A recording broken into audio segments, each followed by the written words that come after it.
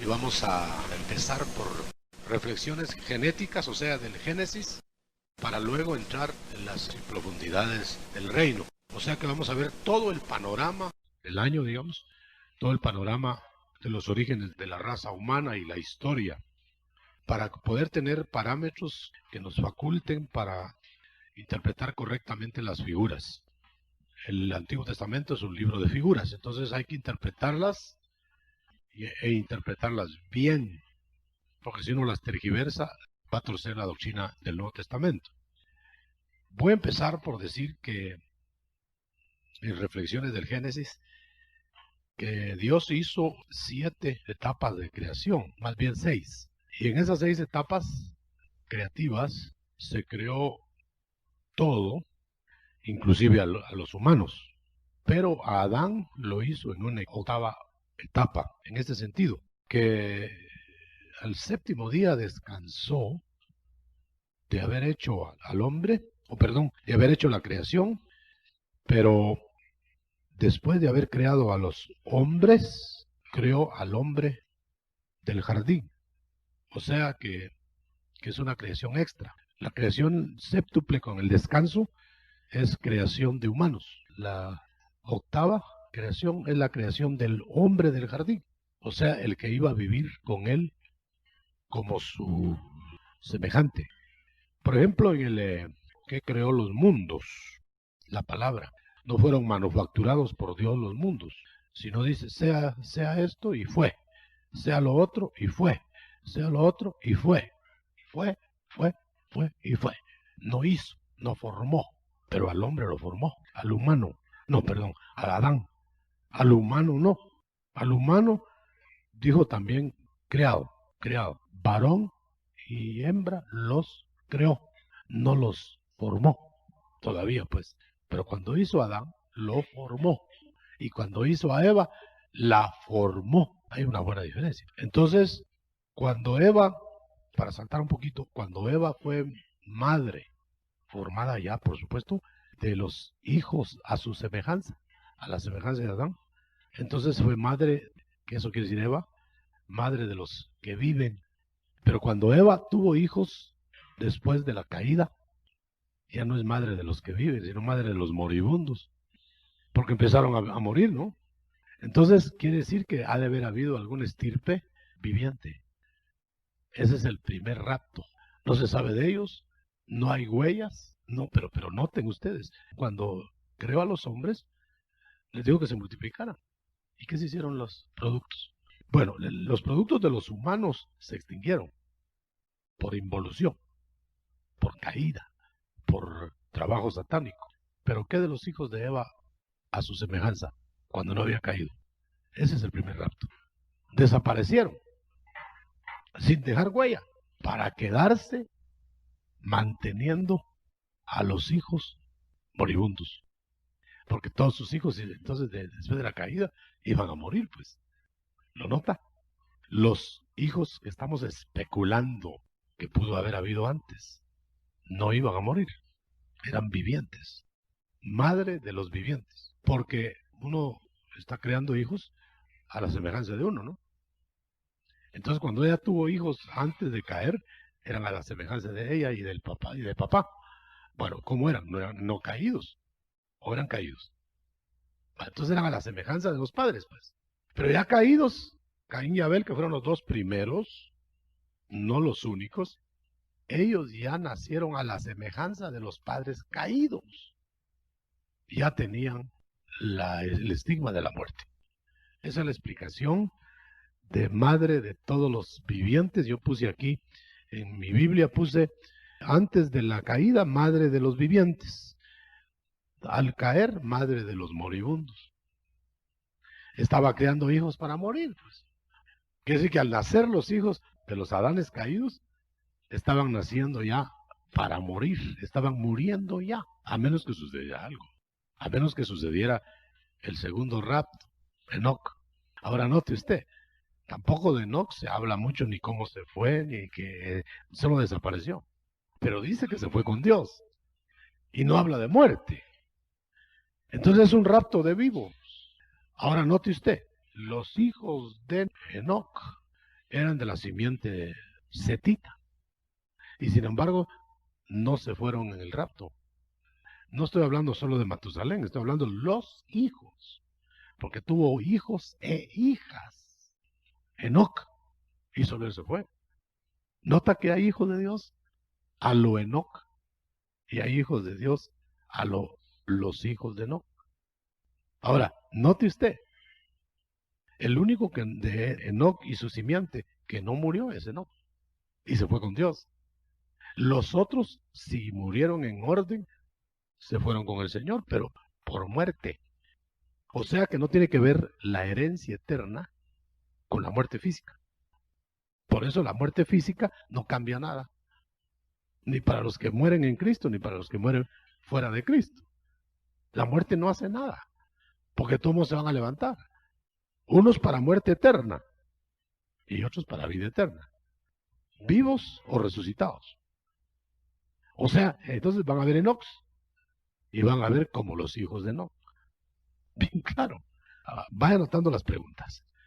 Ahora yo quiero que usted note entonces, no definitivamente, por estar haciendo burla de definitivamente, ya digo yo definitivamente. Definitivamente en la tierra creada de Adán y Eva, no los humanos, de Adán y Eva, los adamitas, hubo adamitas a la semejanza de los Adanes no caídos. Y hubo adamitas a la semejanza de los Adanes caídos. Ahora, ¿qué se hicieron? Los adanitas de los padres no caídos, a saber, pero no están en la tierra. No vivieron en el huerto, perdón, en el Edén, en el huerto, en el jardín tal vez. Bueno, pues en alguna parte tenían que vivir, ¿no? En el jardín. O sea, eran habitantes del jardín, habitantes de la comunión, sin altar. Eso es otro detalle. Nosotros vemos que Adán caído hizo altar, pero y lo mismo Caín y Abel, pero no hicieron altar Adán y Eva no caídos. El altar eran ellos. Por eso Dios bajaba y platicaba con ellos. Por eso Dios entraba como a su casa y Adán estaba como en su casa, en comunión la criatura con el Creador mismo. Ahora bien, en esa comunión le llamamos lugar santísimo, llamémoslo lugar santísimo, jardín. Ahí, hermano, solo en el lugar santísimo, la figura, solo en el lugar santísimo, o sea, en el jardín, hay comunión y trabajo sin sudor, el paraíso. En cambio, ya en el Edén o en la tierra, hay trabajo oneroso. O sea, que ya se establece desde el principio que no hay persona que no tenga a Cristo en la comunión del altar, en el jardín. No hay persona que fuera del jardín, o sea, en la desobediencia, porque la desobediencia lo sacó del jardín, tenga paz. Fuera del jardín es vagabundo. Fuera del jardín es labrador, no jardinero. Fuera del jardín no hay comunión a menos que sea por altar. Y para eso que se estableció que tiene que ser un altar correcto. Porque el que lo hizo incorrecto no tuvo comunión, ni con altar. Bueno, entonces se establece de una vez, hermano, que el altar define la comunión con Dios. Porque nosotros ya no somos del jardín, nosotros somos caídos, que nos levantaron. ¿Pero cómo nos levantaron? Por medio del altar de la sangre. Entonces, si hacemos un altar sin el sometimiento a la sangre redentora, estamos en el camino de Caín. ¿Cómo sabía Caín? Aún teniendo religión. Religión sería religar con el altar, religarse con el altar, con Dios. Intentó Caín religarse, pero a su manera, ¿no? Y entonces, ¿cómo supo Caín que no estaba acepto el altar? Porque no se quemó con el fuego de Dios. ¿Cómo supo Abel que estaba acepto? Porque le quemó el altar y no quedó nada. Por eso, ¿cómo supo Cristo que estaba acepto su altar delante del Padre? en el holocausto. En la cruz consumó su obra. En el holocausto el Padre le dijo, la acepto total, porque solo quemó el altar de Abel y solo quemó el altar de Cristo, que era Cristo mismo, pero no quemó el altar de Caín. Entonces es como decir, si yo no lo quemo todo, no lo acepto. Ahora bien, ¿qué es eso? Que nosotros no vamos a tener fuego literal, porque no vamos a pasar al infierno, para que ahí seamos holocausto. Entonces, ¿con qué fuego nos van a quemar? El de la santificación. Entonces, oiga esto bien. Aquel que no lo quemen totalmente en el fuego de la santificación, no tiene vida eterna. ¿Por qué? Porque la carne no quemada no entra al reino eterno. Si tuviera usted una célula de los billones de células que tiene en su cuerpo, una célula, ¿qué más le digo? Una partícula de célula, ya no es aceptable. Entonces, como eso no va a ser posible aquí, en la tierra, nos tienen que quemar en el altar hasta que salga la carne. Entonces nunca va a haber un holocausto nuestro aquí. Porque el día de nuestra muerte, si llegamos a la muerte, todavía estamos con carne. Sería como decir, ya ahorita vamos a hacer sacrificio. Bueno, ya te moriste, ya te moriste, ya te moriste. Esa es consagración. No, no te has muerto, no te quemo. Ya te moriste. Cadáver, ahora te quemo. Porque no quemaban el cordero vivo. Por eso tuvo Cristo que morir antes de ir a quemarse. Y es un caso muy especial que merece otro comentario después. Ahora bien, vamos adelante. Entonces, hermano, ¿qué será el hombre del jardín, que es el único con Eva formados? Son los únicos formados. ¿Qué habrá? Porque lo demás no fue formado, lo demás fue creado. Por eso nosotros vamos a entrar en el 8 de la era, en el 8, no estamos en el 7, vamos a entrar en el 8 hasta que seamos del todo quemados. Carne y sangre no heredarán el reino. Así de sencillo. Vamos a ver qué más hay aquí. Los humanos que se están creando en el capítulo 1:26 de Génesis, probablemente son estirpe, porque no es la adámica, porque Adán y Eva lo hacen después. 1:26 y Adán y Eva 2:7. Ahora bien, dejemos la raza prehistórica preadámica. Entremos a la adámica. ¿En qué momento nosotros nos hicimos Adanes a la semejanza de él? En el momento de entrar en el cuerpo, porque nacimos del espíritu. Y anoche hablábamos con unos hermanos y hablábamos de la imperfección o inmadurez de la creación de Dios, de las criaturas. Bueno, lo hizo Adán. Fíjese que es muy interesante. Me lo recordó un hermano anoche, con lo que él recibió, pero que también yo lo había recibido, en este sentido. Que el hombre no fue hecho para no progresar, sino para progresar, ¿no? Entonces no fue hecho completo, porque quien va a progresar no está completo. Parece el juego de palabras. Mire pues, ¿por qué Adán tuvo que ser probado y esto y el otro? Porque no estaba maduro. Lo hicieron verde, pues. ¿Cómo lo iban a madurar? Lo iban a madurar probándolo. Pero él era inocente. Ahora, ¿qué quiere decir inocente? Mire, eso sería como decir que un niño es anormal, imperfecto, porque es niño. Él es perfecto o maduro en su edad. Entonces el niño tiene que ir aprendiendo para ser maduro en la edad adulta. Tiene que ir aprendiendo por experiencia.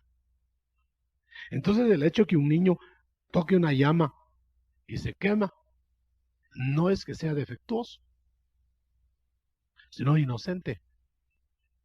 Si la vuelve a tocar, entonces ya no es inocente. Entonces se perdió la inocencia cuando ellos quisieron tocar lo que no debían haber tocado. No toquen o no coman. Muy bien, comieron, perdieron la inocencia. En vez de haber madurado en la madurez de Dios, maduraron en la madurez del diablo. Y se hicieron semejantes al diablo. Entonces, aquella inocencia que los hacía no avergonzarse de su desnudez, les hizo, al transgredir de pasar de la inocencia al pecado, les hizo abrir los ojos a una nueva dimensión. Los ojos del diablo en ellos. Y tuvieron vergüenza de su desnudez. Entonces aparece las hojas de higuera. Primera mención de la higuera. La higuera cubre, no borra vergüenzas. Entonces, por eso es que a Israel, que es la higuera, la cubren temporalmente, porque no podían borrarlo con higuera, como higuera. Entonces, cubrieron, mientras la vergüenza se tapaba con la higuera. Pero al secarse la higuera, tenía que haber cobertura de un inocente derramando su sangre. Y entonces ya no cubrieron, sino que entonces vistió Dios. No ellos se vistieron con higuera, se cubrieron con higuera, sino que ahora Dios los vistió. Entonces, la verdadera fe es Dios vistiendo con la corporeidad de Cristo. Lo otro es, en el tiempo de la ley o del patriarcado, era cubrirlo mientras se secaba la higuera. Por eso no podemos regresar a los higuerazos de la ley. ¿Para qué se va a cubrir si está vestido? Ahora, cuando se seque su religión, que se seca, habrá que vestirlo o se queda desnudo. Aleluya. Hermano, esto es terrible. Yo el Génesis, ahora creo que como que hicieron otro Génesis. Entonces, yo veo aquí, por ejemplo, note esto. Empezó el hombre como jardinero de Dios. No sudaba, no era oneroso el trabajo, se cansaba, iba a descansar. No tenía horario de entrada y de salida. Y la tierra producía, porque Dios la bendijo. Ahora bien, cuando lo echaron del jardín, lo echaron a un Edén maldito y a una tierra más maldita todavía. Entonces ya no produjo la tierra. Entonces se volvió labrador, y labrador de tierra estéril. Pero lo que es más, cuando ya no hubo altar de reconciliación, entonces se volvió el hombre vagabundo, errante sin descanso. Hermano, de una vez apúntalo en su corazón. El que no esté en el jardín de Dios, por la sangre de Cristo, no tiene paz, aunque la aparente, porque no tiene jardín. Entonces, ¿qué anda haciendo en el Edén? Buscando colarse, perdone la palabra, para buscar la inmortalidad del árbol de la vida. Pero hay querubines. Aquí no pasa. Aquí no pasa. Ahora, ¿cómo es que Dios da el castigo y al mismo tiempo pone la misericordia? Caín, si tú te arrepientes, te perdono. Pero tú vas a escoger el perdón o la justicia. Escojo la justicia, dijo Caín. Bueno, te ajusticio. Entonces Caín no cayó del jardín al Edén, porque nunca estuvo en el jardín. Caín cayó del Edén a la tierra maldita, y de la tierra maldita al abismo. Abel cayó del Edén a la tierra, aprovechó el altar. Entonces se fue como los benditos, que casi ni conocieron la tierra. Y no tuvieron la tierra pues por heredad, sino el cielo. Ahora, nosotros creemos que Abel pedía venganza. No, Abel pedía justicia. La sangre de Abel gritaba justicia, no venganza. ¿Cuánto van a tardar en hacerme justicia? Dice, la sangre de Abel, dice en una versión, grita justicia. Ahora, oiga bien, hermano. El otro Abel, el Abel grande, la sangre de él no grita justicia, grita misericordia y perdón.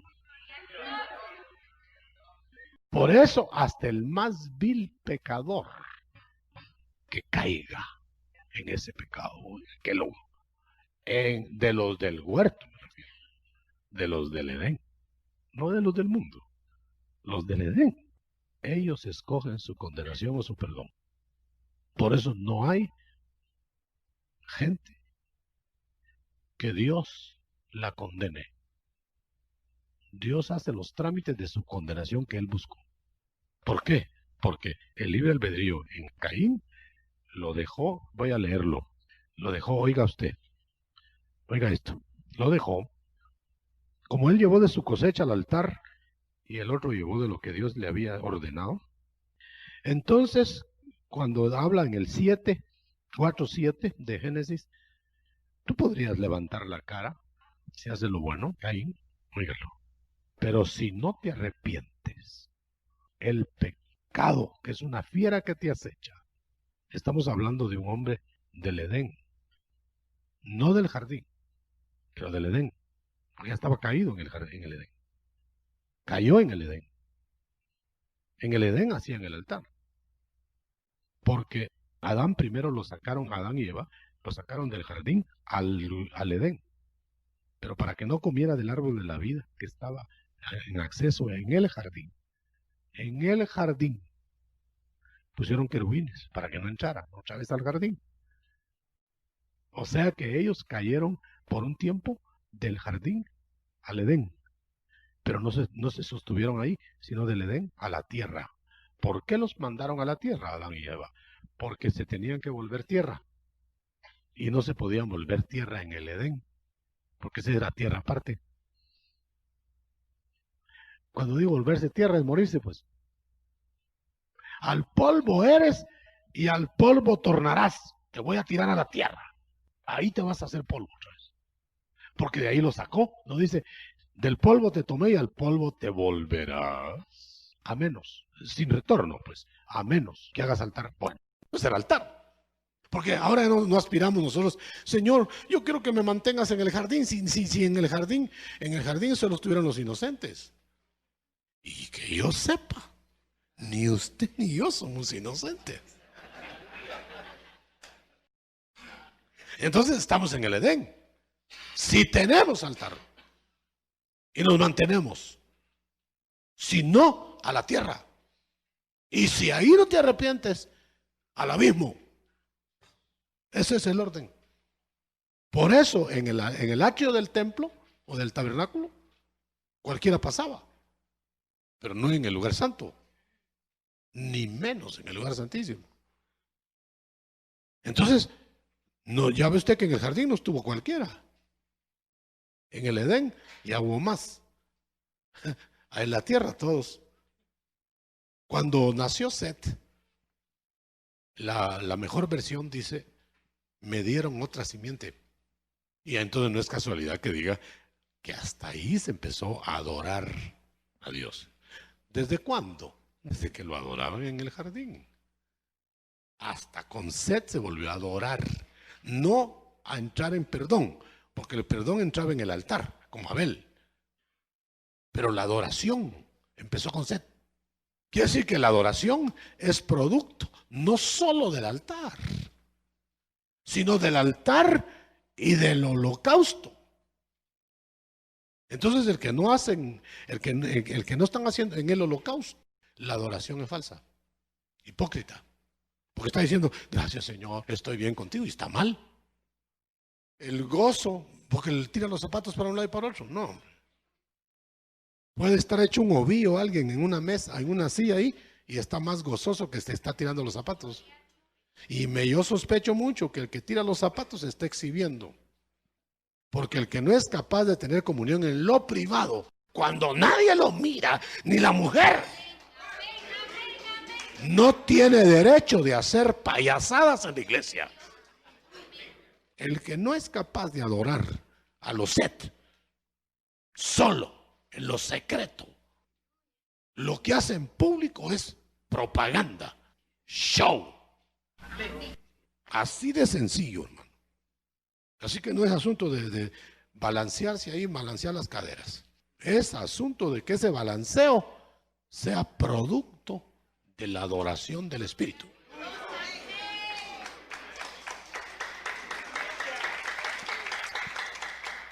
Ay, ay, ay, qué tremendo es esto, hermano. Yo estoy sudando con frío. Aunque trabajes la tierra 4:12, no te dará fruto. Ese fue el castigo del impío Caín. No vas a poder descansar jamás. Ponga paralelo, no hay paz para el impío. Ni acostado vas a poder descansar. Ahí es donde se cumple, Dios da el sueño a sus amados. No hay paz, no hay descanso jamás para el que está expulsado en la tierra. La paz está en el jardín. Ni siquiera en el Edén. Porque en el Edén están los querubines evitando la inmortalidad, evitando el camino a la inmortalidad. Por misericordia. Porque si toma la inmortalidad caído, se eterniza caído. ¿Y qué vida sería? Hermano, si no se aguanta esta, ahora la eterna caída, hermano. Vagabundo eterno, hermano. No, muchas gracias. Mejor que me maten y que me liquiden y que me hagan licuado de frambuesa o de achote. Bueno, cuando Dios creó al hombre, 5:1 de Génesis, lo hizo semejante a él. Pero Adán y Eva tuvieron hijos semejantes a ellos, no a Dios, porque los tuvieron cuando ya no tenían la semejanza de Dios. Entonces usted va a crear hijos a su semejanza. Y apliquémoslo un poquito más liviano. Se van a parecer a usted en lo bueno y en lo malo. Bueno, yo no sé qué más, pero hay mucho más. Vamos a ver. Entonces, no voy a pasar por alto los Nephilim y todo eso que ya lo hemos cepillado mucho. Quiere decir, hermano, que entonces el Señor va a destinar hijos que se los va a llevar probablemente digo porque no sé quiénes, sin muerte. ¿Y a quiénes se los va a llevar por resurrección? Ahora hágame el favor de parar un segundo. ¿Por qué se llevaron a Enoc? ¿Ya lo leyó usted? ¿Sabe por qué? Porque agradó a Dios en vida. Bueno, entonces tengo autorización para decir, si no agradamos a Dios en vida aquí, no nos vamos en el arrebatamiento. Nos iremos por otra vía, por vía terrestre y por etapas. Y en mal carro. Pero si tenemos testimonio de haber agradado a Dios aquí, el premio es el rapto. Capítulo 11 de Hebreos. ¿Quiere alguien leerlo? ¿Por qué se fue Enoc? ¿Por qué se fue Enoc? Según ese texto. ¿Quieren leerlo? Rapidito. No sean tan lentos como yo para encontrar las citas. ¿Quieren leerlo en el 11? Hebreos 11. Por su fe se llevaron a Enoc sin pasar por la muerte. ¿Pero qué más dice? ¿Pero qué dice? Desapareció porque se lo llevó Dios. ¿Qué más? Se declara que ya antes de llevárselo agradaba a Dios. Oiga. Y sin fe es imposible agradar. ¿Oyó eso? Quien se acerca Entonces a Dios, se van a ir los hijos de la fe, en plena fe. Porque si no hay fe, no agrada a Dios con lo que haga. aunque dance todo el día sin parar. Toda la noche sin parar, que ese coro no es cierto, porque toda la noche ronca, hermano.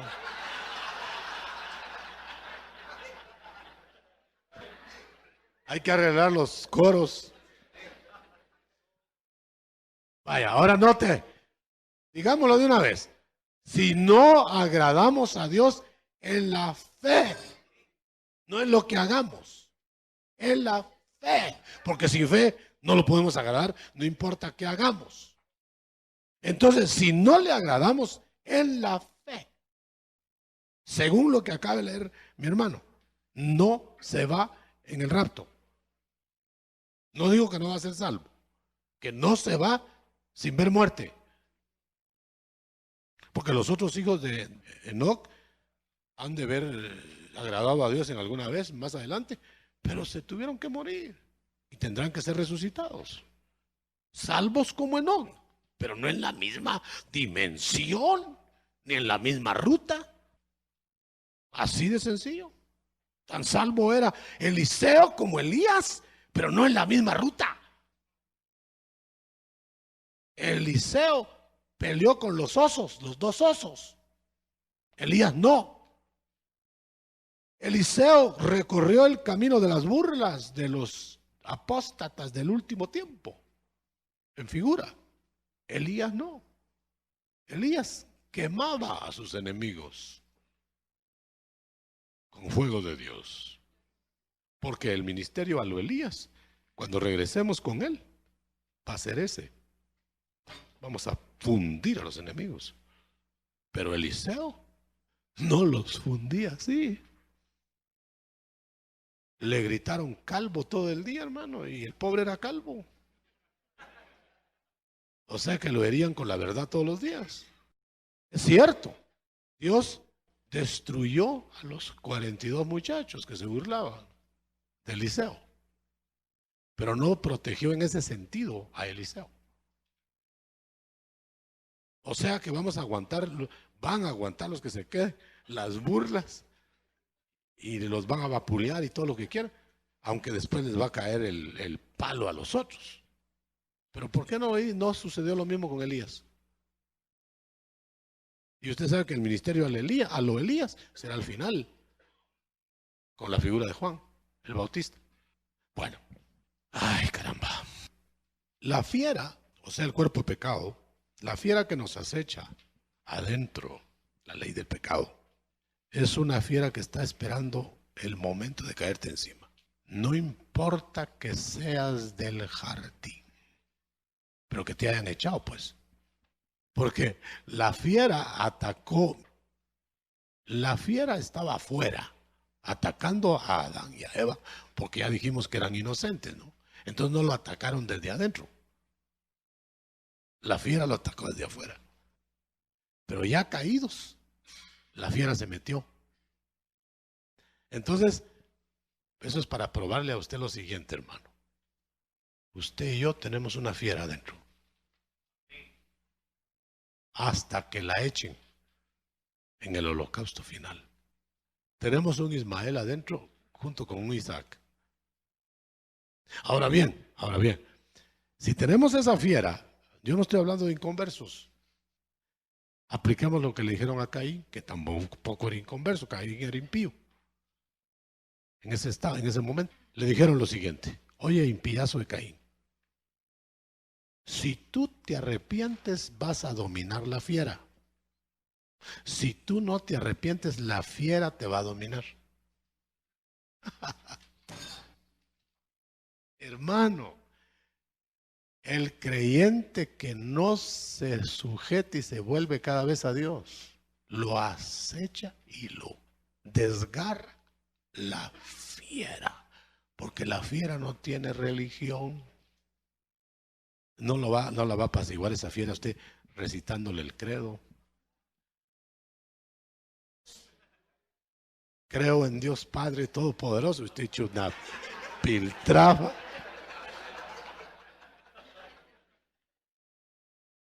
¿Por qué? Porque la fiera te acecha. Yo lo leo, hermano. Yo lo leo en esta versión. Óigalo bien. ¿Por qué tú te enojas? 5, 4, 5. ¿Por qué tú te enojas porque acepté la ofrenda de Abel? No pongas mala cara, porque si haces lo que hizo Abel, te perdono. Lo voy a leer literal para que satisfacer a Alex. Si hicieras lo bueno que hizo Abel, podrías levantar la cara, que en esa versión dice, serías aceptado.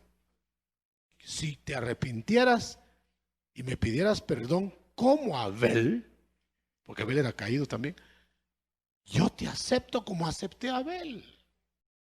Pero tú vas a escoger si te arrepientes para que te acepte o te condeno. Escógelo tú. Y Caín dijo, escojo que me condenes. Entonces se quedó con la fiera. Eternamente. Entonces yo le puedo asegurar a usted que los perdidos finales tienen ese tormento eterno. Nosotros no lo vamos a tener porque nos van a echar la fiera. Ahora entendemos por qué sufría el rico y descansaba Lázaro. Porque ya no tenía la fiera, Lázaro. La fiera la quema el holocausto. Entonces la fiera estaba en el rico. Y ese era el tormento. La fiera le pedía comida donde no había. Y Lázaro en relax. Porque ya no tenía fiera. Ahora, le voy a decir una cosa. Mire, hermano, no nos hagamos. A mí me puede engañar, pero aquí no se haga. Todos los días sentimos la fiera. De 1000 maneras. Y si no nos consagramos y nos metemos en el jardín por el altar, que no me cuente historias, la fiera está comiendo y suculentamente, aunque lo disimule. Pueda que esté predicando, pero está usted con la fiera ardiendo. Pueda que usted esté ahí sentado con una bonita familia, con una bonita esposa y con la fiera. Por no decirle con la otra.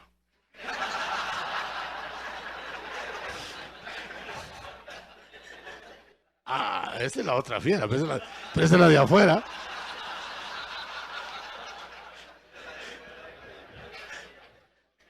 A veces, a veces la fiera de afuera no hace daño cuando no hay fiera adentro. Se le sujeta para que las hermanas no se molesten. Hay fieros. Fieros hasta feos. Bueno, entonces voy al punto. Entonces, si nosotros escogemos el arrepentimiento, nos vamos a hallar en el área de la misericordia. Si escogemos la rebelión, es decir, el capricho, nos vamos a hallar en el área de la justicia. Y no tenemos escape. Por eso les dijo Juan a los que se están bautizando, arrepentidos, hasta allá. Miren, los que más lloraban eran los menos arrepentidos. Hermanito amado, precioso. Cualquier parecido es mera casualidad. Y ustedes creen, culebra, les digo, que van a escapar de la ira que viene porque están llorando entre el agua.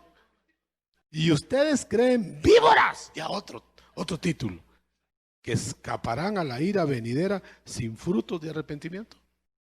¿Ustedes creen que van a escapar por rasgarse la ropa y no el corazón? ¿Ustedes creen que por mojarse la ropa van a ser santos hasta en la ropa?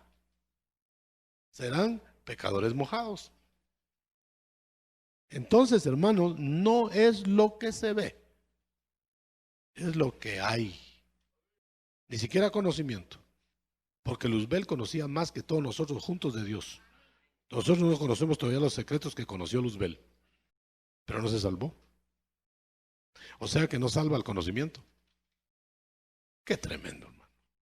Es mejor un segundito de sinceridad con Dios que 40 brincos sin Dios, hermano. Desgraciadamente yo tengo que decir una cosa.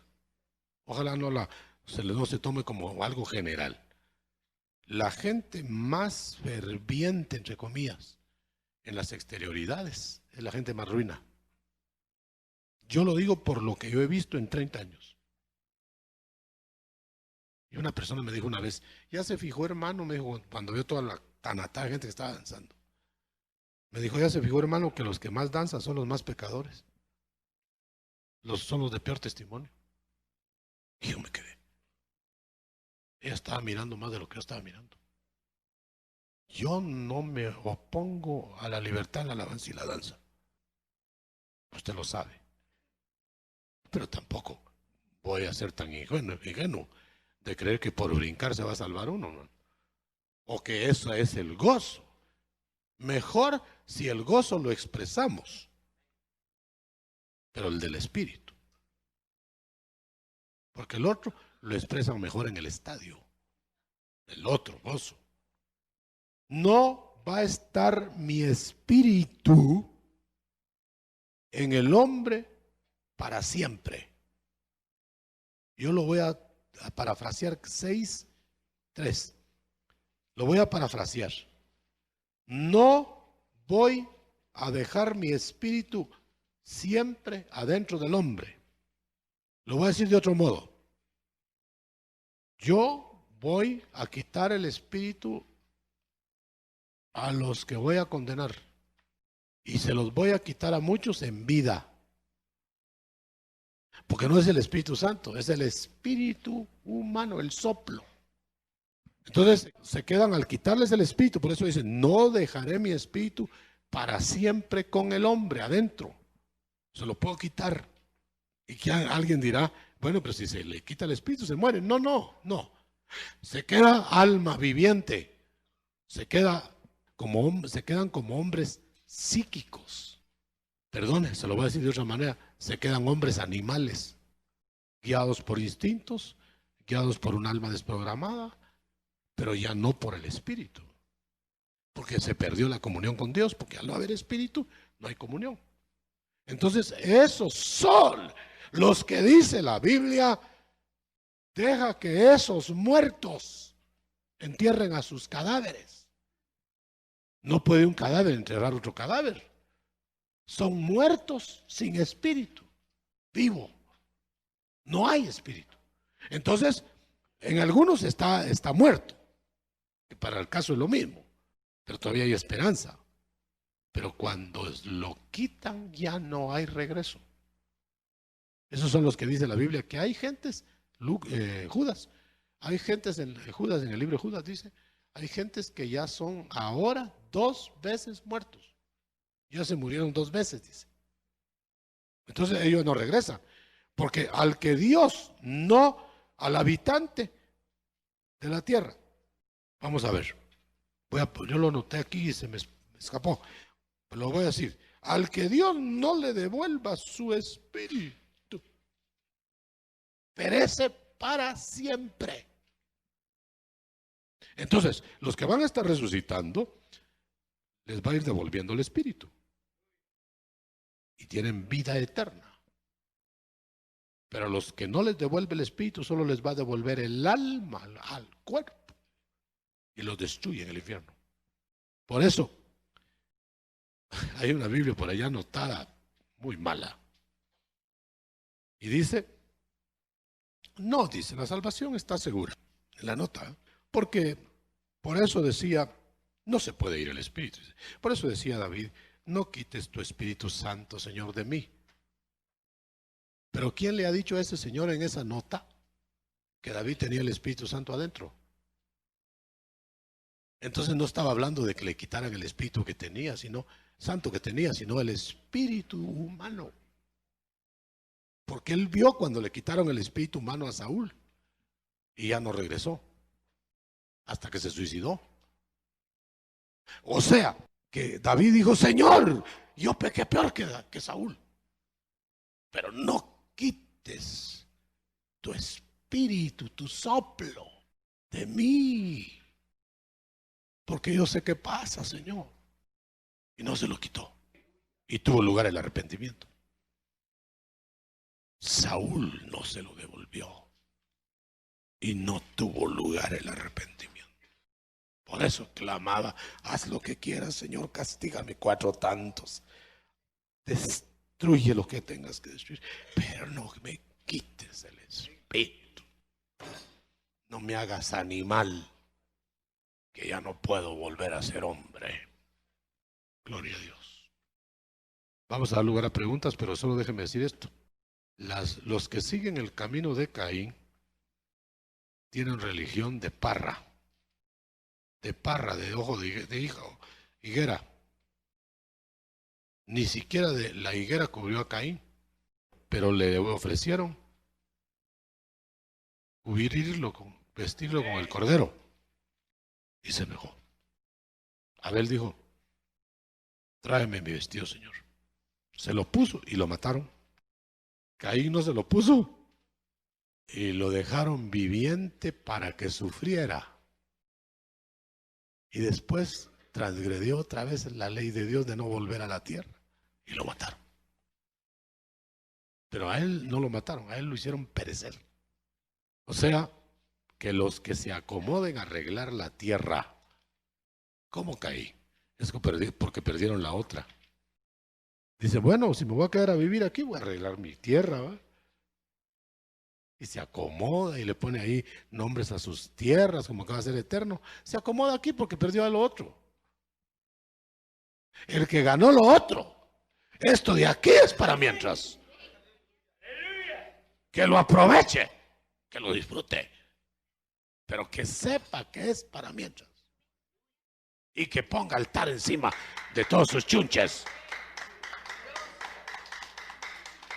Aquí he dicho yo: aproveche si Dios le da comodidad y riqueza, pero con altar.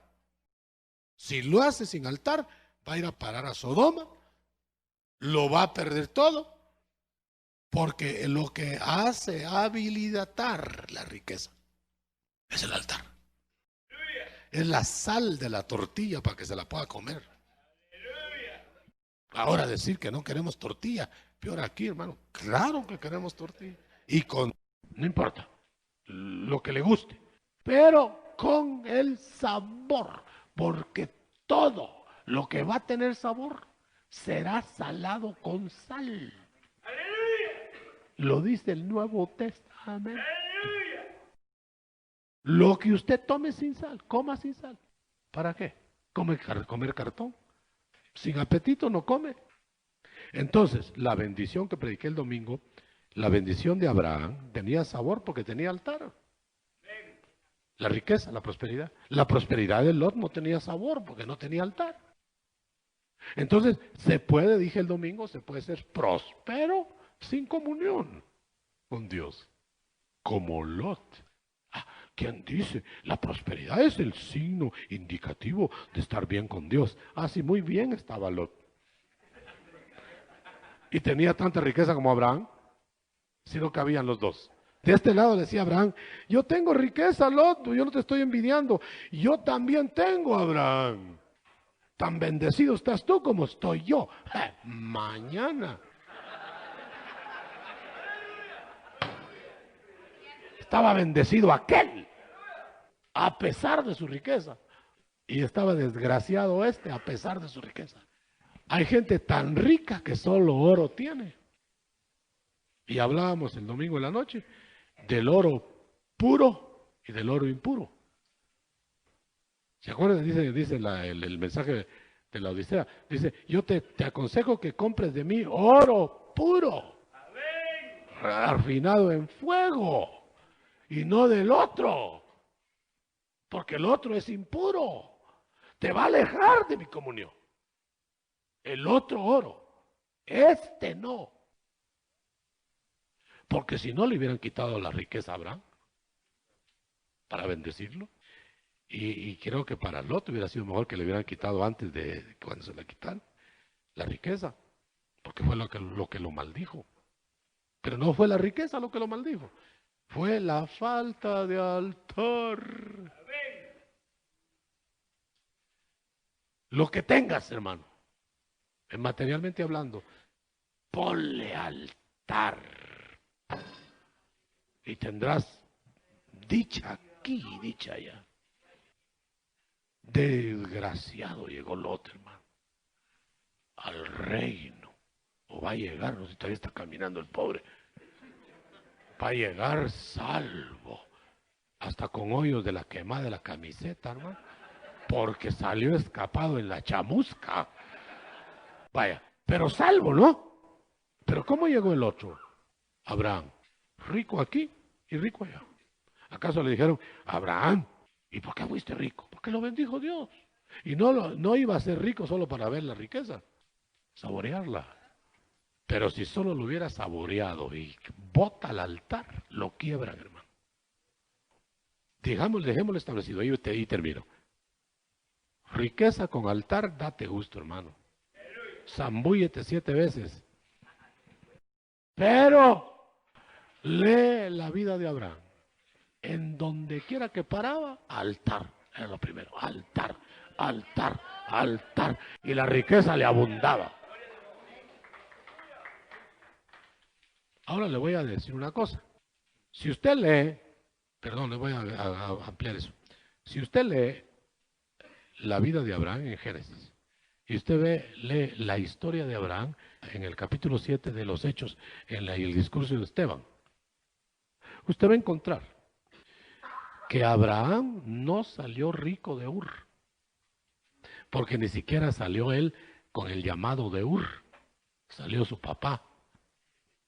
Y se llevó a Abraham y se llevó a Lot. Cuando lo sacó a los dos de ahí, le habló Dios a Abraham. Deja tu parentela y deja todo, porque yo te voy a bendecir allá afuera. Y ahí se hizo rico. Compáralo con los hechos, con el discurso de Esteban. Esteban hace algunas apreciaciones que yo tuve que aclarar, que es inspirada la Biblia en el discurso de Esteban, pero no está asegurando que Esteban daba todos los datos correctos. Como cuando dice la Biblia inspiradamente que Satanás dijo tal y tal cosa. Pero por decir inspiradamente que Satanás dijo eso, no estaba inspirado Satanás cuando lo dijo. ¿Me explico?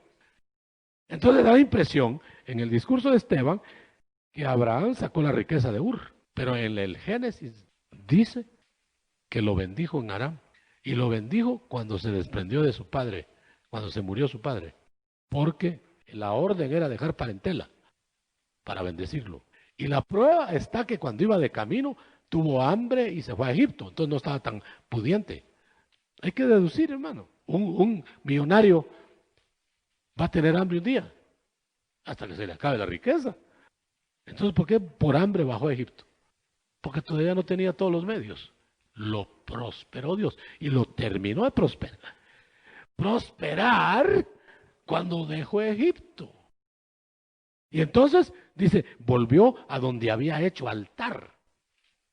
¿Qué quiere decir? Que tuvo hambre cuando dejó el altar. Y entonces rápido fue a vender a su mujer, fíjese. Yo pensé que había vendido las vacas, vendió a la mujer para salir del hambre. Entonces Dios le habló y dejó. Y Dios intervino en la esterilidad de Sara, de Sarai, para que no hubiera un faraoncito. En cambio, cuando quiso a Abimelech tomar a Sara, que ya no era estéril, ahí sí ya no lo dejó Dios. Bueno, eso ya es otra página, hermano. Miren, me están abriendo el Génesis de una manera que yo estoy helado, hermano. ¿Entendió lo de la riqueza? No diga usted que es bendecido porque tiene plata, sino cómo la usa, cómo la tiene. La riqueza que te aleja de Dios es trampa satánica o prueba de Dios, para ver si amas más eso o su altar. Abel pudo haber tenido todo el mundo, amó más el altar y se lo despacharon. Caín tuvo todo el mundo, pero no mola altar. Entonces hay prosperidad en los Caínes también. Ahora, ¿de qué le sirvió el mundo? Ganó todo el mundo, ¿no? Vagabundo, sin descanso. ¿Quiere usted riqueza sin descanso? ¿Quiere usted riqueza que ande de aquí para allá, de allá para acá y no se sosiegue en ninguna parte? ¿Y que va a ser extranjero en su propia tierra? ¿Quiere usted esa riqueza? Pruebe. No dice Proverbios que en ese caso, sería preferible un puñadito de legumbres que voy engordado. ¿No dice eso? Y si dice eso, ¿por qué lo dice?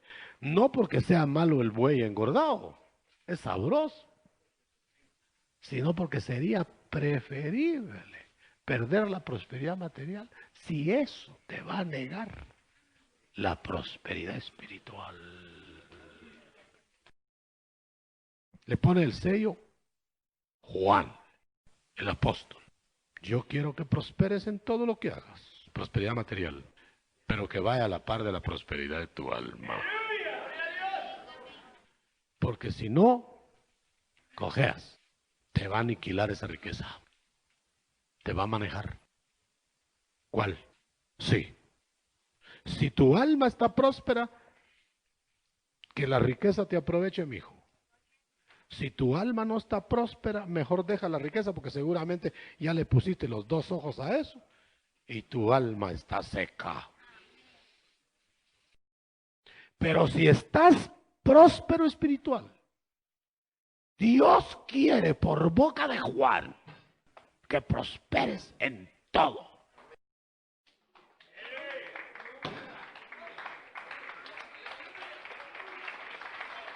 Levantemos las manos. ¿Acepta usted eso? ¿Le va a hacer mella la doctrina de la prosperidad sin altar? Allá usted. Fuera de ti, dijo David, nada deseo en la tierra. Fuera de ti nada quiero. No porque no sirva. Es que porque sin él no tiene sabor.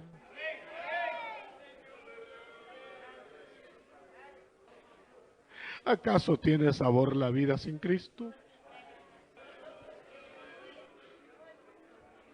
Recuérdalo.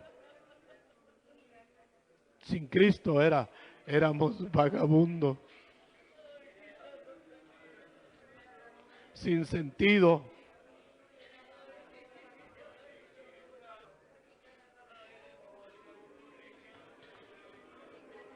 ¿Qué ganará el hombre si alcanza todo el mundo y pierde su alma? ¿Qué dará el hombre por su alma?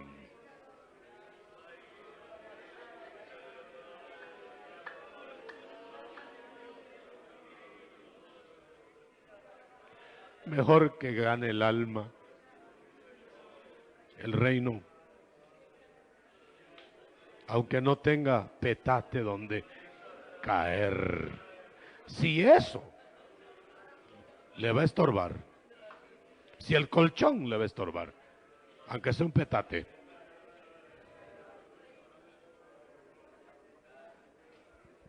ahora si no te va a estorbar el colchón, que tengas dos, uno encima de otro. Amén. Y amén. ¿Tendrá preguntas? Señor le bendiga, hermano Otto. Cuando usted habló que Elías y Eliseo o Elías iba a venir en la figura de Juan el Bautista. ¿Cuál es esa figura, mi hermano? ¿En la figura de Juan? Sí, mi hermano. No, él va a venir directo. Yo dije que la figura de Juan, a la manera de Elías, está proyectando un ministerio a la manera de Elías al final. Pero hay algunos que creen que Juan era Elías. Pero Juan dijo que él no era Elías. Entonces no era Elías. Venía a la manera de Elías. O sea, el espíritu de Elías hizo un Elías como fue Elías. Y el Espíritu a la manera de Elías hizo un Juan como fue Juan. Pero vendrá Elías. Hermano apóstol, buenos días, Dios le bendiga. Al cubrirse el hombre con hojas de higuera, ¿está representando alguna cobertura y escondiéndose también en los árboles? Le hago la pregunta porque dijo Cristo a Natanael: cuando te vi debajo de la higuera, te conocí, o te conocía. Sí, estaba cubierto, figuradamente. Pero lo que dije es que la higuera representa la religión, que cubre, puede cubrir cuando la religión es correcta, como la judía. Cubría mientras venía la gracia fuera de la ley. Es decir, miles de judíos, antes de la gracia de la encarnación, eran salvos por cobertura del Mesías. Pero ellos no sabían quién era el Mesías. Pero tenían que llegar a saber un día que el Mesías era Jesús. El ejemplo lo tenemos en Pablo. Pablo sabía que había un Mesías y que vendría. Por eso yo me sorprendí cuando me dijeron que Saulo era salvo en el camino de Damasco, pero fue del cuerpo, me refiero el arquitecto de la iglesia, porque reconoció en el camino de Damasco a Jesús como el Mesías.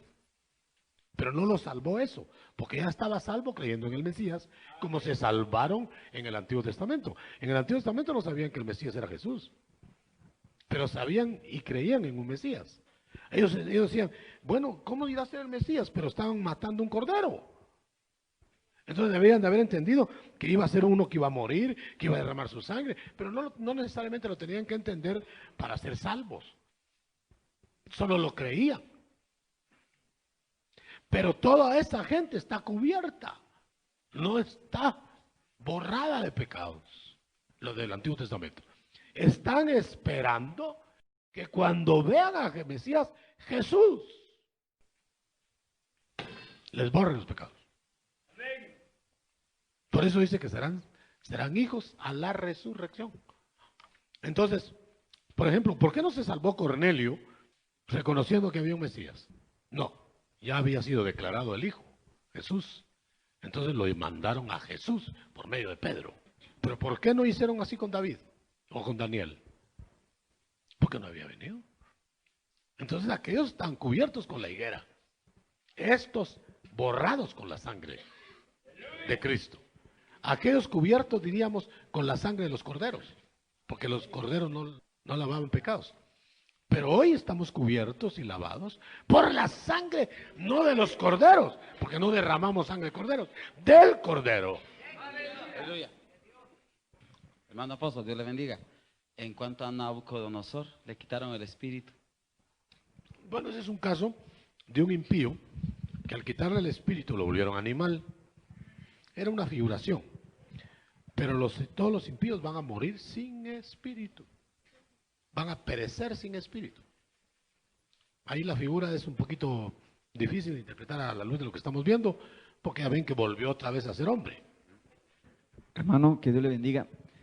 Hermano, mire, según lo que nos enseñaba, Adán y Eva pues no estaban completos en el huerto.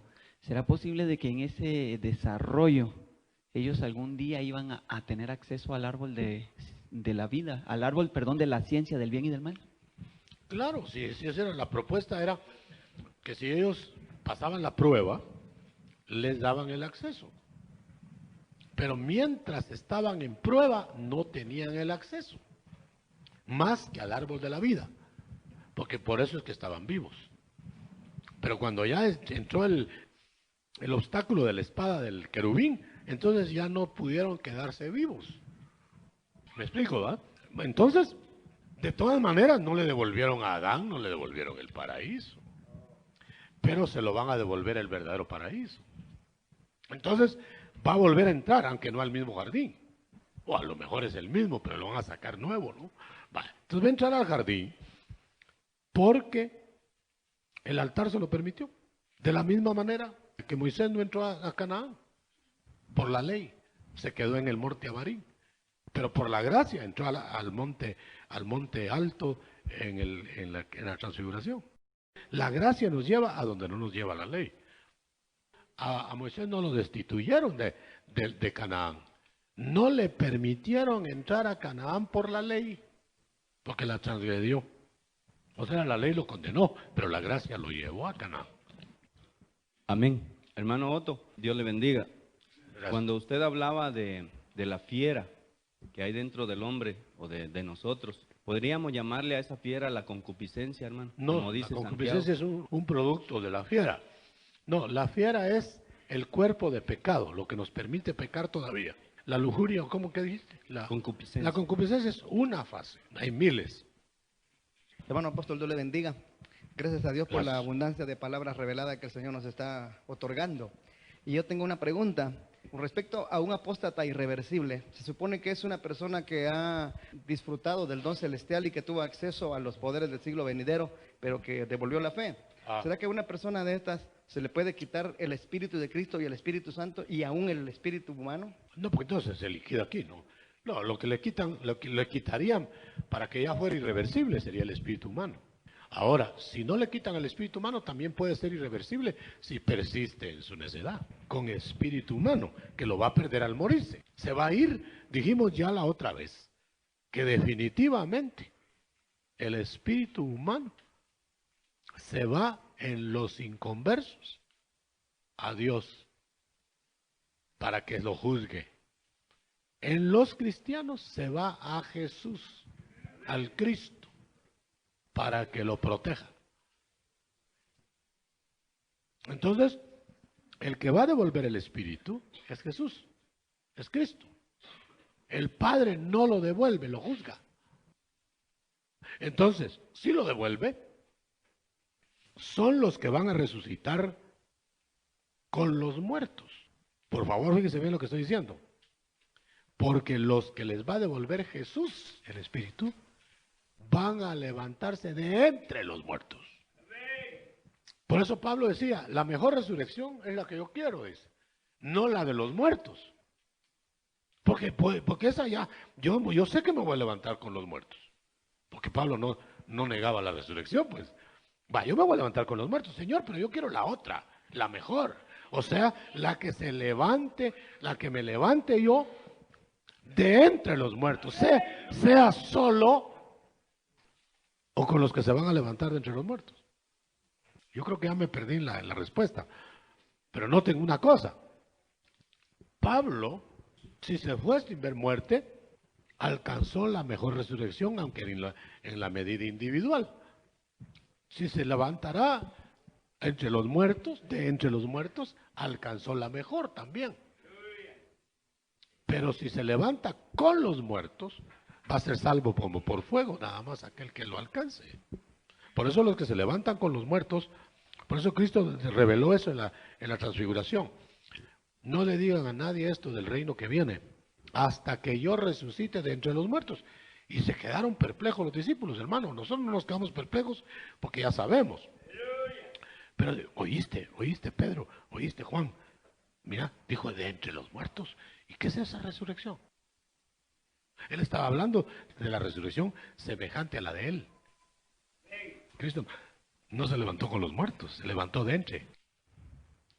Entonces el que se levanta de entre los muertos es porque Cristo le devuelve el Espíritu, que se fue con él. Ya insistimos bastante de Esteban, habló a Jesús para dar el Espíritu, no al Padre. Los demás, Eclesiastés, el Espíritu vuelve a Dios. ¿Por qué el Espíritu humano del cristiano vuelve a Jesús, a Cristo? Porque lo llevan al tribunal de Cristo. Y al otro lo llevan al tribunal de Dios. Tremendo eso. Esto va más allá de lo que nos imaginamos.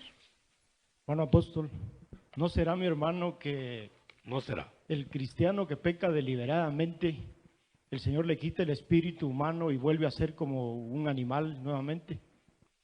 No, porque hay mucho cristiano que peca deliberadamente. Porque se Y degradan de tal manera. no le han quitado el espíritu. Le quitan el espíritu al que comete iniquidad. Hay casos, hermano, de cristianos que se degradan de tal manera que Sí. uno pareciera como que... Llegaron a ser inicuos. Sí. Inicuo es el que, sabiendo que está en pecado, se goza en el pecado, persiste en el pecado y todavía enfrenta a Dios. Ese es el inicuo. No solo pisoteó la sangre de Cristo, sino afrenta al Espíritu de gracia. Caput. En cambio, perdón, yo insisto en eso, porque puede alguien pecar muchas veces con conocimiento, pero todavía es pecado, no iniquidad. No, ya tendríamos que disertar sobre todas las áreas, ya persistir en lo mismo varias veces. Yo digo que ya esa sería iniquidad. Pero por ejemplo, ¿qué dicen ustedes de una persona que se está arrepintiendo todos los días y vuelve a hacer lo mismo? Ese ya cayó. No digo que ya le quitaron el espíritu, porque si ya le quitaron el espíritu, ya no regresa. Lo desenchufaron, ya no hay luz. Ahora, decir cuándo ya hicieron eso y cuándo no hicieron eso, no podemos. Porque los que me tentaron 10 veces, ¿cuántas llevaremos nosotros? Los dejé postrados en el desierto. No es un número de 2, ya llevo 8,5, 9. No, es asunto de una cuota que Dios pone. Cuando se pasa la cuota, ya no oye Dios. El apóstata irreversible es el inicuo, el que ya no tiene deseo de volver tampoco. Ya dice, aquí está, mire, a mí me han dicho gentes que antes dicen que fueron cristianos. Me han dicho, mire, este está el cielo muy aburrido, con una arpota ahí que no la aguanta uno. Mis cuates están en el infierno, ahí me voy a sentir mejor. Boquera de que ellos no sienten remordimientos, no tienen noción de lo que es. El que no anhela el altar, a mí me dijo una frase el Señor muy cáustica. Los que creen de veras me adoran. Mire, hermanito amado, mi hermanito querido,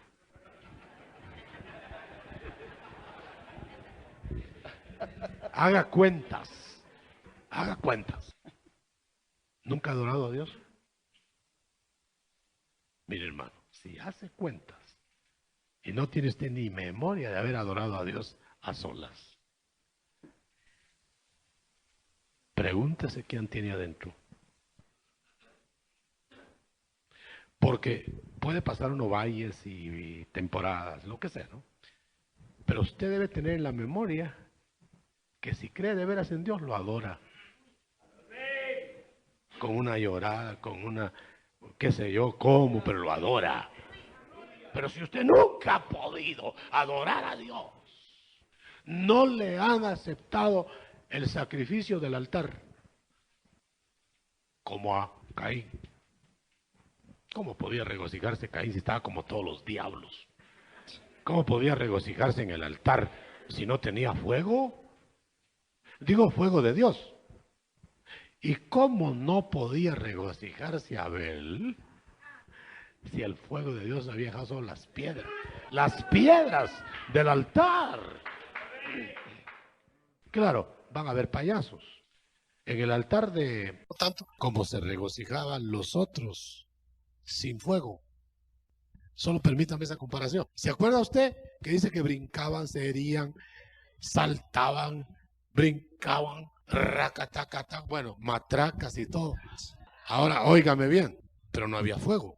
Ni siquiera menciona qué hizo Elías, pero había fuego. Entonces, el fuego no está en lo que uno exterioriza, porque aquellos brincaban y Elías a lo mejor estaba... ¿Sabe qué impresión me da de Elías? Parado frente al altar. Brinquen, salten, burlándose de ellos, ¿no?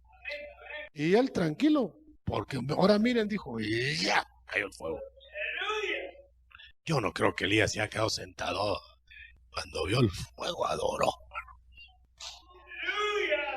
Gracias, Señor, porque le has probado a estos que yo soy tu siervo. Eso no se parece a la brincada de los otros. Otro ejemplo paralelo. Tocó instrumentos músicos, saltó, brincó, danzó David en la primera marcha del arca. Pero la única efectiva fue la danzada y la tocada de la segunda marcha. Se parecían los dos. Si alguien hubiera visto, era la misma caravana. Solo que la una en la voluntad de Dios y la otra fuera de la voluntad de Dios. Entonces no miremos las algarabías, hermano, pero también sospechemos donde no hay algarabías. Amén. Muy bien. Gloria a Dios. Ya.